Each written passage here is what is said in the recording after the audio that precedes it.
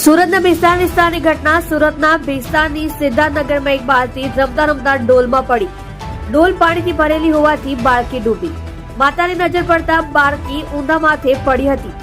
2 વર્ષની દિવ્યા કુમારી ધર્મેન્દ્ર શાહને તાત્કાલિક સિવિલ હોસ્પિટલ ખાતે ખસેડવામાં આવ્યો, જ્યાં હાજર તબીબોએ મૃત જાહેર કરી.